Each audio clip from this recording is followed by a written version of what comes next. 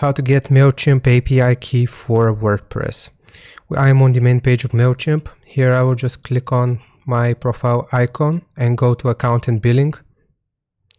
And once we're taken to our account page, then from here we want to click on extras, and you will see this drop down menu for API keys. So just click on it. So once we have clicked on it, then it will tell us some more information about API keys, how they work. If we scroll down, we can click on this create a key button, and it will ask us for a key name. So we can choose a descriptive name so you know which application uses that key. So we can do WordPress. And here it will tell us that we will be able to see the API key immediately after we generate it. And after that, we won't see the actual key, only the name you've given it. For your security, never share API key with a third party.